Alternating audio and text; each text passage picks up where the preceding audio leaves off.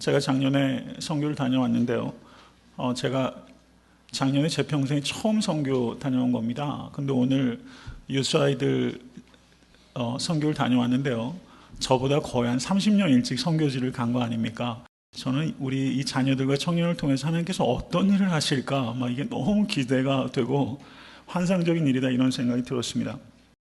제가 작년에 그 멕시코와 과테말라를 다녀오고 또 교회의 중점적인 선교 사역지에 첫 걸음으로 과테말라를 정하면서 제가 드렸던 설교 말씀 기억하실지 모르겠어요. 선교지를 갔다 오면요, 뭐가 열병이 시작된다는 것을 직감하게 되더라고요. 뭔가 마음속에서 앓기 시작하는 것 같아요. 그래서 올해 제가 목이 아파서 가지 못하고 또 작년 성도님들 저희가 원래 한 30분 정도가 가기로 준비가 되어 있었는데 제 건강이 여의치 못해서 가지 못했잖아요. 근데 오늘 이걸 보니까 마음속에서 울렁이는 것들이 있더라고요. 아마 우리 모든 성도님들 다 경험하셨을 것이라고 생각이 되고, 향후 몇 년 동안 여러분 미리 좀 준비하셔서 그게 1년 뒤가 됐든 한 7년 뒤가 됐든 한 7년 단위를 생각한다면 우리 사랑하는 모든 성도님들께서 한 분도 예외 없이 저와 우리 자녀들과 같이 선교지에 가서 하나님의 나라를 증거할 수 있는 그런 기회를 얻으실 수 있게 되기를 간절히 소원합니다. 오늘 동영상을 통해서 보셨던 그 교회들이 두 군데가 있는데, 두 번째 교회 짙은 녹색으로 되어 있는 교회 기억하시죠?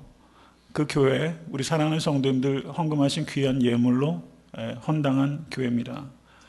그 교회 입당할 때 온 마을 사람들이 그 나팔을 앞세우고 그 말취하는 거 한번 보셨잖아요. 수백 명의 사람이 말취하고 거기에서 그 BBS 할 때마다 몇백 명의 아이들이 이렇게 들어와서 그것이 거룩한 성전이면서 동시에 그렇게 소외된 사람들에게 마을회관처럼 마을을 위해서 쓰임받을 수 있다는 것이 너무나 저는 감격적입니다. 우리 교회가 그렇게 쓰임받기 시작했다는 것이 너무나 놀랍지 않을 수 없습니다. 선교는 우리가 하나님을 위해서 하는 것이 아니라 하나님께서 우리를 통하여 하시는 하나님 자신의 일이심을 믿으실 수 있게 간절히 축원합니다. 이번 선교를 준비하면서 우리 선교팀 그리고 신현웅 목사님께서 많은 각별한 노력을 해주신 것을 다시 한번 말씀을 통해서 감사 말씀드립니다. 또한 중보기도와 물질로 아낌없이 후원해 주신 성도님들에 대해서 목회자로서 자랑스럽고 또 사랑과 감사의 말씀을 다시 한번 드리고 싶습니다. 그런데 또 하나 여러 성도님들께 나누고 싶은 것은 우리 교회 그 설교 방송이 TV로 금요일날 오후 7시 30분에 방영이 되고 그리고 인터넷 홈페이지와 유튜브를 통해서 설교가 나가게 됩니다. 그런데 그와 같은 미디어 매체를 통해서 저희 교회 선교 비전에 대해서 공감하신 성도님들 몇 분께서 6,000불에 가까운 선교 헌금들을 보내주셔서 그것이 답지했고 그 모든 헌금들까지 같이 보태져서 현재 교회를 헌당하게 되었고 저희가 매년 교회를 헌당하고자 합니다. 그리고 아이들 많이 보셨죠? 이 아이들이 글을 읽지 못합니다. 그래서 유치원을 하나 설립했고 1년 동안 유치원에서 교육할 수 있는 비용들을 이미 다 송금하였습니다. 아이들에게 교육을 시켜야 되겠다고 생각하는 이유는 그 아이들이 글을 읽도록 하기 위한 것이고 그 글을 통하여 성경을 읽을 수 있도록 하고 싶은 간절한 바람이 있기 때문에 복음적인 신앙이 그 땅에 뿌리내릴 수 있기 위하여 유치원 사역을 시작하는 것입니다. 이렇게 시작된 우리의 선교가 매년 더 놀랍도록 확장될 수 있도록 하나님께서 우리를 사용해 주시기를 간절히 소원하고, 그리고 앞으로의 선교를 통해서 우리를 사용하실 하나님에 대하여 기대하지 않을 수 없습니다. 저는 선교를 준비하면서 이런 생각을 하게 됩니다. 계획하고 준비하기, 그러나 거기에 의지하지 않기. 이것이 선교를 향한 우리의 마음이라고 생각합니다. 우리가 선교를 치밀하게 계획하고 준비해야 합니다. 그렇지만 모든 준비가 끝났을 때는 거기에 의지하지 않고 오직 하나님만 의지하기. 이러한 태도로 우리가 선교를 할 수 있다면 하나님께서 우리와 같은 이들을 통해서 놀랍도록 이 마지막 때 일을 하시기를 간절히 소원합니다. 저는 선교지를 보면서 오늘 말씀을 정하게 되었습니다. 선교지의 모든 상황을 보면서 오늘 사도 바울께서 두 번째 선교 여행 때 그리스 아테네를 방문하여 선교하는 장면입니다.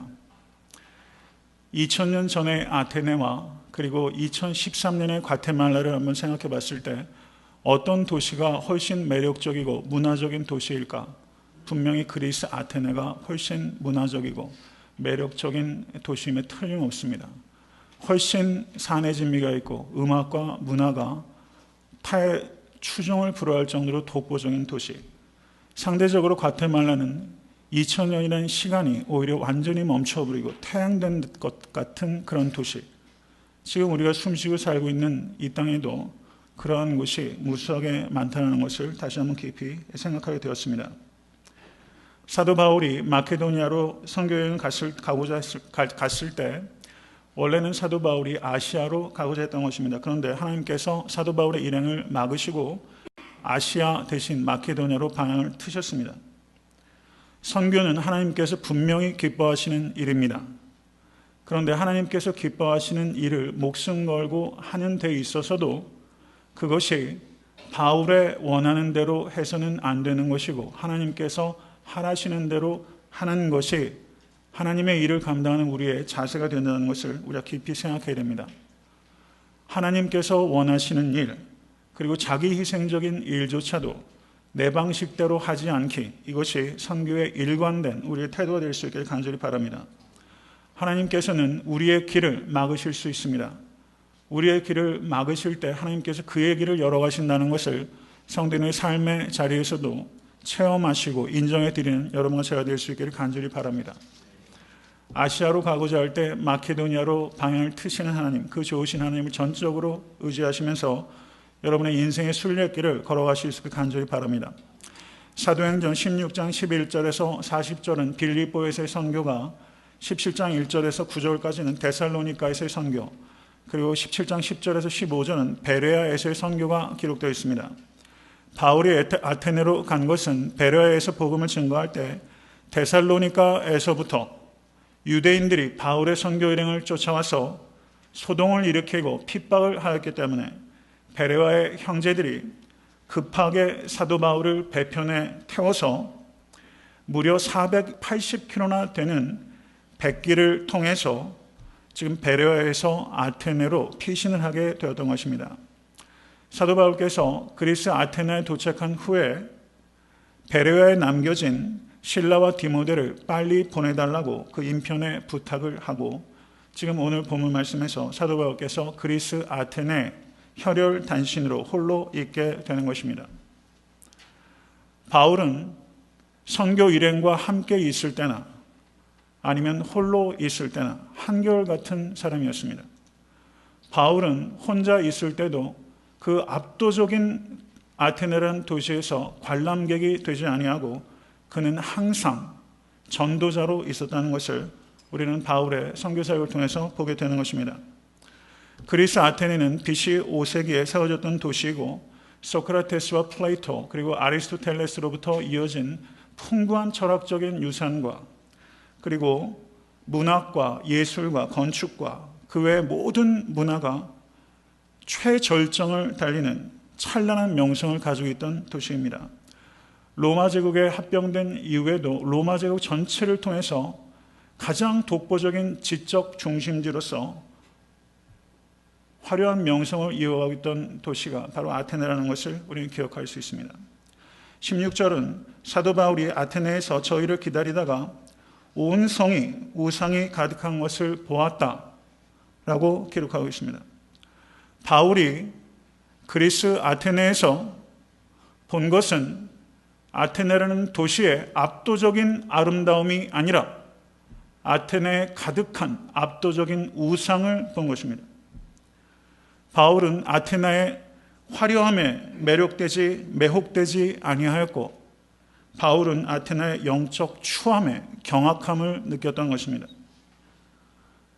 저는 여러분과 제가 무엇을 보는 사람인가 하는 것에 대해서 깊이 생각할 수 있게 되길 간절히 바랍니다. 소크라테스와 동시대를 살았던 크세노폰이라는 철학자요 역사가가 이런 말을 했습니다. 아테네는 하나의 거대한 재단이요 거대한 재물입니다 라고 말할 정도였습니다. 도시 곳곳에 아폴로, 주피터, 비너스, 머큐리, 바카스 등과 같은 신상들과 재단들, 그리고 사당들과 신전들이 범람하고 있었습니다. 그래서 역사학자들은 아테네에서는 사람을 만나는 것보다 신을 더 많이 만난다고 이야기할 정도였습니다. 그러한 신상들이 금과 은과 상아와 대리석으로 그리스의 최고의 명장들에 의해서 곳곳에 세워지고 있었던 것입니다. 파르테논 신전에 여신상이 있는데 그 여신상이 들고 있는 창끝이 얼마나 반짝였는지 64km가 떨어진 곳에서도 그 여신상이 들고 있는 창끝이 보였다라는 기록이 남아있을 정도입니다. 여러분, 아테네에 가보신 성도님 계십니까? 필경 지금 가보는 아테네와는 비교가 안 될 정도로 바울 시대의 아테네는 그러한 도시였을 겁니다. 여러분, 바울은 교육받은 사람입니다. 바울은 미학적으로 아름다운 것이 무엇인지를 아는 신미안을 가지고 있었던 사람입니다.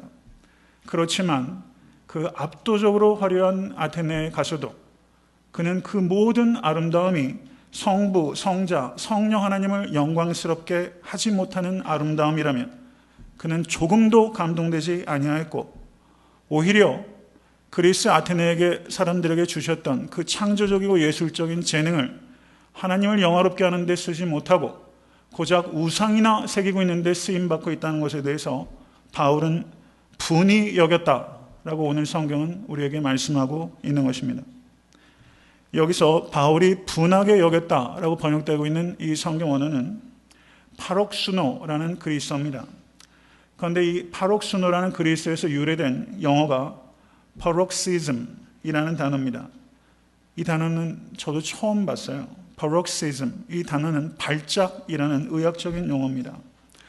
바울은 아테네에 가득한 우상을 보면서 마치 졸도라도 할 것처럼, 간질병이 발작으로 일을 것처럼 바울은 견딜 수 없는 영혼의 경련이 일어난 겁니다.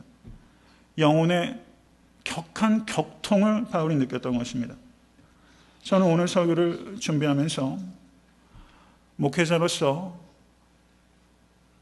잃어버린 영혼을 바라보면서 이런 영혼의 격통을 나는 가지고 있는가, 그런 생각을 참 많이 하게 됐어요. 오늘 아까 간증할 때 과테말라 아이들을 납치라도 해오고 싶었다. 아이다운 표현이죠. 아이다운 표현이에요. 그런데 참 오늘 3명 간증한 거 보니까 참 이 아이들이 스승이구나, 이런 생각이 들더라고요. 이 아이들한테 배워야겠구나, 이런 생각 참 많이 들었어요. 여러분, 캠브리지 대학은 영국에서 유수한 대학입니다. 그 대학을 졸업했던 젊은 장래가 전도가 양양한 젊은 청년이 있었어요. 그의 이름은 헨리 마틴입니다. 1805년에 인도의 선교사로 저가 헌신하게 됩니다. 힌두교 사원에서 우상 앞에 엎드려 있는 사람들을 보면서 그가 이렇게 자신의 소회를 기록으로 남기고 있습니다. 이런 모습을 보면 말로 표현할 수 없을 만큼 저는 소름이 끼칩니다. 예수님께서 영광을 받으시지 않으면 나는 나의 존재 자체를 견딜 수가 없습니다. 누가 내 눈알을 빼버린다면 나에게 왜 고통을 느끼냐고 물을 필요가 있겠습니까? 그건 그냥 그대로 느낌으로 알 수밖에 없는 것입니다. 저는 그리스도와 한 몸이기 때문에 예수께서 당하시는 불명예는 저에게 엄청난 격통을 가져다 줍니다. 이런 말을 했어요. 200년 전에 이 땅에 한 그리스도인의 고백입니다. 예수께서 불명예를 당하시면 마치 눈알이 뽑혀져 나가는 것 같은 엄청난 격통을 느끼는 것이 너무나 당연한 일 아닙니까? 이런 고백을 하는 거예요. 사랑하는 성도 여러분, 한번 아테네로 한번 갔다고 생각해 보세요. 2000년 전의 아테네, 여러분들은 그 자리에서 무엇을 보고 무엇을 느끼시겠습니까? 바울은 영혼의 경련과 격통을 느꼈고 거기서 그치지 않았습니다. 그는 아덴에서 다른 선교 여행을 기다렸지만 그 기다림은 수동적인 기다림이 아니라 능동적인 기다림이었고, 17절의 말씀을 보세요. 회당에서는 유대인과 경건한 사람들과, 여기서 경건한 사람들은 그 학문적으로 God fearer라고 말하는 사람들입니다. 이 사람들은 이방인이고 남자들은 할례를 받고 유대교로 개종하기 직전의 사람들이에요. 율법을 사랑해서 회당에 모이기를 즐거워했던 이방인들, 그들을 God fearer라고 말하고 사도행전 10장의 백부장 고넬류와 같은 사람, 예수를 믿고 세례받기 전에 그는 율법을 사랑하던 사람이었어요. 그 사람이 바로 경건한 자, 바로 그러한 이방인들을 말하는 것입니다. 회당에서 안식일에 유대인과 God fearer에게 복음을 증거했고, 또 저자에서는, 저자라고 번역된 성경 원어는 아고라라는 그리스어입니다. 여러분 다음에 가면은 그 네티즌들이 쓰는 그 댓글 쓰는 거기 뭐죠? 그게 아고라 아마 그럴걸요? 광장이라는 뜻입니다. 혹은 시장이라는 뜻이 있어요. 바울은 예배의 처소에서 복음을 증거했고, 또 시장에서 날마다, 안식일의 회당에서 복음을 증거했다면 시장에서는 날마다 만나는 사람마다, 우연히 스치고 가는 사람마다 저가 복음을 증거하고 변론하였다라고 성경이 기록하고 있습니다. 여러분, 만남은 무엇입니까? 만남을 정의하는 시인과 소설가들이 많이 있고, 유행가에도 우리 만남은 우연이 아니야, 그것은 우리의 바람이었어. 가사 혹시 틀릴까 봐 어제 이런 것도 제가 인터넷에서 찾아봤다니까요. 저도 어지간히 꼼꼼한 편이에요. 만남을 이렇게 정의하는 사람도 있어요. 그런데 빌 하이베이스 목사님 쓰신 사랑하면 전도합니다 라는 책을 보니까 거기에 챕터 2의 제목이 눈에 확 들어왔어요. 저를 따라 하십시오. 만남은 전도의 시작이다. 여러분, 모든 만남은 전도의 시작이다. 이건 진짜 기가 막힌 정의예요. 만남은 전도의 시작이다. 만남은 또 다른 이별의 씨앗이 아니라 만남은 전도의 시작이다. 탁월한 이해예요. 만남은 전도의 시작이다. 바울과 변론했던 사람들은 에비쿠레오 스토이고 철학자들입니다. 세계 최고의 높은 지적 수준을 가지고 있는 철학자들이에요. 이것은 에피쿠루스 학파와 스토아 학파를 말하는 것입니다. 이 사람들이 사도 바울을 뭐라고 말하냐면 18절 말씀을 보세요. 말장이가 무슨 말을 하고자 하느냐, 혹은 이르되 이방신들을 전하는 사람인가 보다 라고 말했습니다. 사도 바울이 지금 아테네에 가기 450년 전에 소크라테스가 이방신들을 전한다 라고 해서 죄목에 따라서 소크라테스가 죽임을 당했던 적이 있었습니다. 지금 상당히 심각한 국면이 지금 벌어지고 있는 것입니다. 사도 바울을 말장이라고 했는데 여기서 말장이로 번역된 성경어가 스페르몰로고스라는 그리스어입니다. 그런데 이 단어는 심각한 경멸의 의미가 있는 것입니다. 썩은 고기나 씨를 쪼아먹는 새들을 가리키는 말이 스페르몰로고스예요. 썩은 고기나 씨앗이나 주워먹는 까마귀 같은 사람이라고 지금 그리스도인들이 조롱하는 것입니다. 여기에서 의미가 계속 진화가 되는데, 또 다른 의미는 시궁창에서 주운 음식 찌꺼기를 먹는 불황자다. 그리고 거기서 더 나가서 독창성이 없이 여기저기서 지식의 단편들을 주워 모아서 다른 사람의 사상 따위를 표절이나 하는 넉마지기 삼류 지식인, 그런 사람들을 가리킬 때 스페르몰로고스라고 말하는 것입니다. 지금 사도 바울이 지금 아테네에 와서 복음을 전할 때 그 새로운 도를 사람들이 들으면서 넉마주의 같은 쓰레기 삼류 지식인과 같이 말만 무성한 사람이고 독창적인 아이디어는 하나도 없는 그런 하류의 사람이라고 지금 바울을 손가락질하고 있다는 사실입니다.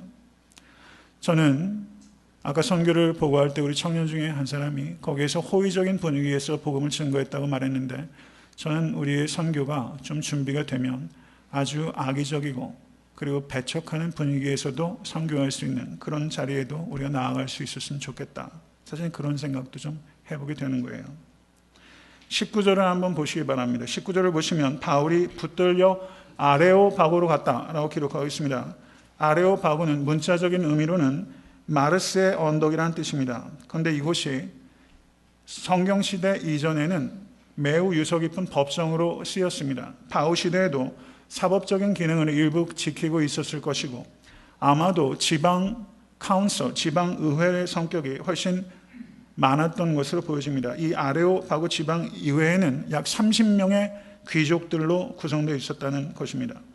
그런데 바울의 설교를 살펴보면 거기에 고소나 그리고 재판관의 판결이 없는 것을 볼 때 바울이 지금 공식적으로 법적인 신문을 받았다기보다는 바울이 비공식적으로 사전 검열을 받고 있었다. 이렇게 보면은 오히려 정황적으로 다 부합한다. 이렇게 보여집니다. 여러분 영화 같은 것도 나오려면 요즘에도 아마 검열이 좀 있지 않습니까? 그래서 등급을 매기잖아요. 지금 사도 바울이 비공식적인 검열을 지금 받고 있는 것인데 지금 사도 바울이 전하는 복음에 대해서 이 아레오바구의 30명의 귀족들이 판단을 해서 앞으로도 복음을 전할 수 있도록 자유를 줄 것인가 아니면 금기시 삼아 못하도록 금지할 것인가 하는 지금 사실은 굉장히 적대적이고 악의적인 분위기 속에서 바울이 자신의 복음을 지금 전달을 하고 있는 그런 상황이라는 것입니다. 그러나 22절을 보시기 바랍니다. 바울이 아레오바고 가운데 서서 말하되 이렇게 말하고 있는 거예요. 바울은 그 가운데 서서 말했어요. 바울은 이와 같은 적대적이고 악의적이고 세상에서 가장 지적이라는 도시에서 가장 귀족이라는 사람들 앞에서 저는 조금도 위축되지 아니하고 한 가운데 서서 목소리를 높여서 위대한 말씀을 증거하기 시작한 것입니다. 아덴 사람들아 너희를 보니 범사의 종교성이 많도다. 아덴 사람들아, 아마 그 말에서부터 이 듣는 사람들은 뭔가 범상치 않은 뭔가를 느끼기 시작했을 거예요. 아덴 사람들아, 너희들을 보니 범사의 종교성이 많도다. 언뜻 들으면 칭찬같이 들리잖아요. 그런데 사도 바울께서는 종교성이 많도다라는 말을 통해서 컨택 포인트를 만들고 그들의 집중력을 끌어당긴 다음에 그들의 영적 무지에 대해서 사실상 공격을 가한 것입니다. 그리고 사도 바울의 설교의 내용은 5가지입니다. 24절에 하나님은 우주와 그 가운데 있는 만유를 지으신 창조주이시다. 둘째, 25절 하나님은 만인과 만물의 생명을 유지하시는 분이다. 셋째, 26절 하나님은 모든 민족과 역사의 주인이시다. 넷째, 28절, 29절 하나님은 모든 인간의 아버지이시다. 다섯째, 30절, 31절 하나님께서는 천하를 공의로 심판하실 분이시다. 여러분 사도 바울은요 세계 최고의 도시에서 가장 유력한 귀족들 앞에서 복음을 설명하지 않았어요. 복음을 때로 설명해야 될 필요가 있지요. 그런데 복음을 전달하는 가장 중요한 태도는 explanation 하는 거 아닙니다. 복음은 proclamation 하는 것입니다. 복음을 선포하시는 여러분과 제가 될 수 있게 간절히 바랍니다. 여러분 세상에서 가장 높은 수준의 철학자도 세상에서 가장 높은 수준의 도덕군자도 예수 그리스도를 믿지 않으면 그들은 한낱 도덕적 죄인에 불과한 죄인일 뿐입니다. 예수 그리스도가 없어도 되는 사람은 한 사람도 없다는 것에 대해서 확신을 가지시고 여러분 자신 있게 선포하시는 여러분과 제가 될 수 있게 간절히 축원합니다. 사도 바울의 요지는 5가지예요. 제가 다시 한번 반복합니다. 그때마다 정말 믿으시면 아멘으로 화답하십시오. 하나님은 창조주이십니다. 하나님은 섭리자이십니다. 하나님은 통치자이십니다. 하나님은 아버지이십니다. 하나님은 심판자이십니다. 믿으세요? 여러분 속이 다 후련하죠? 혼자잖아요. 와, 이런 담력이 어디서 나와요? 도대체. 어지간하면요 그 대리석 신상 하나 앞에서도 위축될 거예요. 아랑곳하지 않아요. 아랑곳하지 않아요.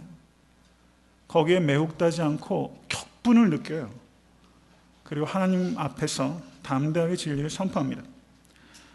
아레오바구의 사도 바울의 설교를 보면 예수님에 대한 언급이 사실 잘 안 보여요.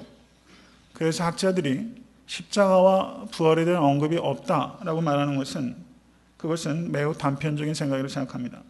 31절 후반절을 한번 보세요. 31절 후반절.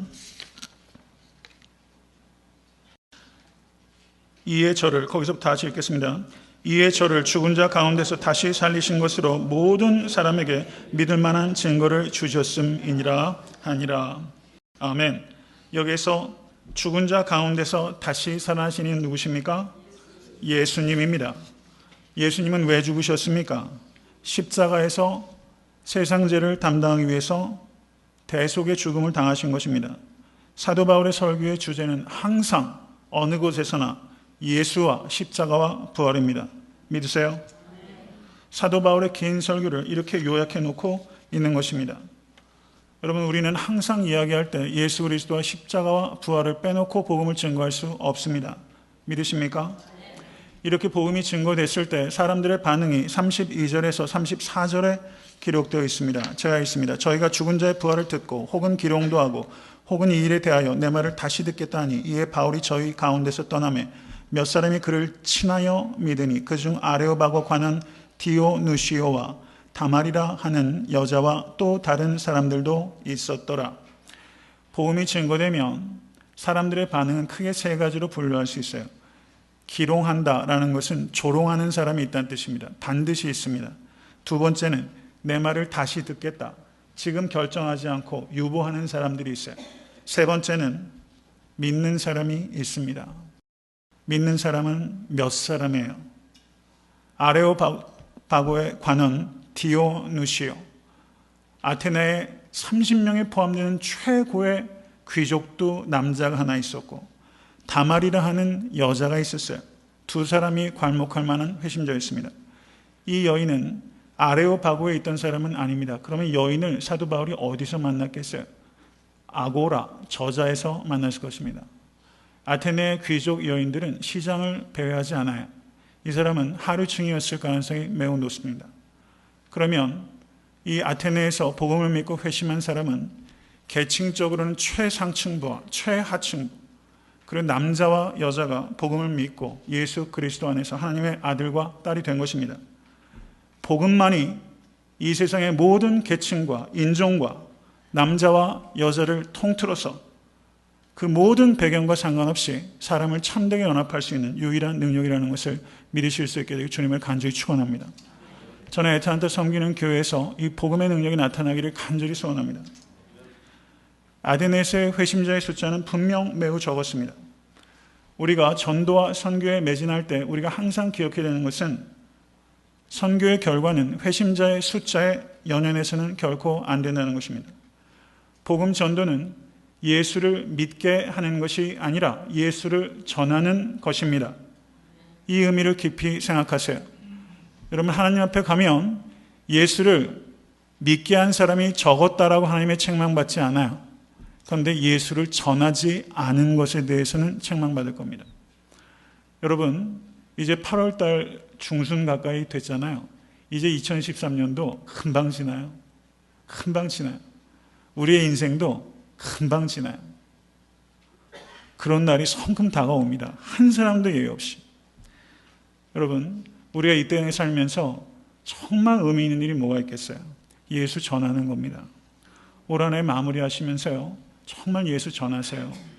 예수 믿게 하는 것은 성령께서 하시는 일이고 예수 전하는 일은 우리에게 맡기신 거룩한 소명입니다. 여러분, 이제 말씀을 정리하고자 합니다. 주변의 사람들을 한번 둘러보세요. 정말 이 사람은요, 예수님 안 믿으면 안 되는 사람이 있어요. 너무 가련한 사람들이 있어요. 다른 걸로는 도저히 삶이 해결이 안 되는 분들이 있어요. 예수님은 꼭 믿어야 되는 사람이 있어요. 죄의 노예가 돼서 살아가는 사람들도 있고 가난의 희생양으로 살아가는 사람들도 있습니다. 제가 오래전에 TV를 보면서 세상에 이런 일이라는 TV 방송을 본 적이 있어요. 저는 가끔 그걸 볼 때 좀 감동적인 일이 있었는데 제가 이 이야기를 종종 해요. 어떤 이야기는요, 계속해서 반복할 가치가 있는 이야기가 있어요. 근데 저는 이 이야기를 생각할 때마다 그때마다 마음이 좀 먹먹해져요. 40이 조금 넘긴 나이가 된 아들이 있습니다. 20대에 탄광에서 일을 하는데 막장이 무너져서 사고를 당해서 하반신을 절단했고 그래서 결혼도 할 수 없고 친구도 없이 외롭고 고단한 삶을 살아가고 있던 한 사람이 있었습니다. 그런데 이 사람에게 아버지가 있었는데 그 아버지는 80이 넘은 호랍이었고 두 눈이 거의 보이지 않을 정도의 그런 나쁜 시력을 가지고 있는 아버지였습니다. 그리고 그 집 마당에 보니까 머리털이 숭숭 빠진 주인들만큼이나 볼품없는 늙은 개 한 마리가 거기에 있었어요. 아들은 어떻게든 먹고 살기 위해서 매일 뒷산 텃밭까지 가기 위해서, 여러분 그런 분들은 이 아래에 어떻게 합니까? 굵은 고무로 된 것을 밑으로 이렇게 하잖아요. 그리고 여기에다 토시 같은 걸 대고서 열심히 이걸로 기어서 가는 거예요. 집에서 그 야산 텃밭까지 가는데 비처럼 땀을 쏟아내며 얼마나 갔을지, 좋게 1시간 반은 걸리는 거리이지 않을까, 그런 상상을 해봤어요. 거기에 열심으로 가서 그 불편한 몸으로 농사를 짓다가 점심때가 되면 아버지에게 따뜻한 밥을 해주려고 집으로 열심히 돌아와요. 그리고 찬밥 드리지 않고 더운 막 해낸 개미 모락만한 나는 찬밥에 김 하나를 얹어서 아버지 입에 정성껏 넣어줍니다. 그리고 아들이 금방 식사를 한 후에 다시 서둘러서 다시 텃밭까지 기어 나가는 것입니다. 그런데 두 눈이 거의 안 보이는 이 아버지가 아들이 나간 그 문을 하염없이 쳐다보면서 이런 말을 하는 겁니다. 내가 빨리 죽어야지. 우리 아들이 고생을 덜 텐데. 그리고 말을 잊지 못합니다. 그런데 그 뒤에 있는 말이 뇌리에서 떠나질 않아요. 내가 죽으면 우리 아들 외로워서 어쩌나. 매일같이 자기 때문에 텃밭을 오가면서 고생하는 아들, 하반신이 잘려나가서 거기를 오가는 아들이 자기를 그렇게 봉양하는 것이 너무 마음 아파서 빨리 죽어야겠는데, 또 한편 아비로서 생각해 보니 그렇게 죽으면 우리 아들 곁에 누가 남나, 그 생각 때문에 이 아비가 마른 눈물을 흘리더라고요. 제가 TV 보면서 청승맞게 우는 일 사실 거의 없습니다. 그런데 그거 보면서 많이 울었어요. 생각만 해도 마음이 좀 먹먹해요. 저는 이 세상에 이런 일이라는 이야기에 있는 이 하반신이 잘려나간 아들과 두 눈이 보이지 않는 아비와 또 마당에 있는 그 늙고 머리털 숭숭 빠진 개를 보면서 그런 생각이 들더라고요. 그 개도 장수했으면 좋겠다라는 생각이 들더라고요. 개 한 마리도 없으면 그 사람들이 얼마나 외롭고 고단할까, 그런 생각이 들면서 진심으로 그때 저한테 들었던 마음은 뭐냐면요, 누가 이 방송 보는 사람, 이 사람들 집 곁에 좀 있는 사람 있으면 예수 안 믿으면 이 집쯤 찾아가서 복음 좀 증거했으면 좋겠는데, 그런 생각이 들더라고요. 이 사람들이 예수님 없이 도대체 어떻게 사나, 이런 생각이 들더라고요. 이렇게 살다가 죽으면 이 사람들 불쌍해서 어떠나, 이런 생각이 들더라고요. 저는 우리 주변에 가만히 보면요, 성도님들하고 이야기를 나누고 또 교회 밖에서도 이런저런 인연으로 사람을 만나게 되면 이 정도는 아니어도 이런 마음이 드는 사람들이 있어요. 이분이 예수 없으면 어떡하나 하는 분이 있어요. 여러분 주변에 그런 분들 찾으실 수 있기를 간절히 바랍니다. 만남은 전도의 시작입니다. 여러분 예수님께서는 생명의 빛이요 진리의 빛입니다. 믿으십니까? 정말 그것을 우리가 믿는다면 우리가 전도하지 않는다는 것을 어떻게 설명하시겠어요? 이거는 설명이 안 되는 거예요. 여러분 전도하시고 선교하실 수 있게 주님을 간절히 축원합니다. 여러분 마음의 격통을 좀 느끼고 싶지 않으세요? 그러면 전도하시고 선교하십시오. 하나님의 능력을 체험하고 싶으시죠? 아멘? 언제 체험합니까? 하나님의 복음을 증거하지도 않는데 능력 체험해서 뭐 하겠어요? 영적으로 교만해지기 위해서 능력 구하시는 겁니까? 아니면 그 체험 평생 그거 울고 먹으려고 우리가 능력 체험해야 됩니까? 아니에요. 우리가 능력을 체험할 수 있고 능력을 체험해야 되는 그런 유일한 장이 있다면 복음 전도와 선교하는 자리입니다. 믿으십니까? 말씀을 맺습니다. 바울은 아테네를 볼 때 아테네의 아름다움을 본 것이 아니라 아테네의 영적 추함을 보았고 거의 발작이라고 할 수 있는 만큼 영혼의 경련과 격통을 느꼈고 안식일에는 회당에서 평일에는 저작거리에서 만나는 사람마다 복음을 증거했고 그리고 최고의 지성인이 모이는 귀족들이 모이는 아레오파고에서 아무 거리낌이 없이 언제나 어디서나 누구에게라도 사도 바울은 일어서서 하나님께서 창조의 하나님, 구원의 하나님이심을 담대하게 증거하였던 것입니다. 사랑하는 성도 여러분, 바울처럼 보고 바울처럼 느끼고 바울처럼 행동하고 바울처럼 증거하는 성도가 되시기를 주님으로 간절히 축원합니다. 인생을 관광객으로 계속 살 것인가, 아니면 전도자로 살 것인가. 2000년 전에 아테네에 한번 서보신 여러분과 제가 될 수 있게 되기를 주님의 이름으로 간절히 축원합니다. 주신 말씀 생각하면서 기도하겠습니다.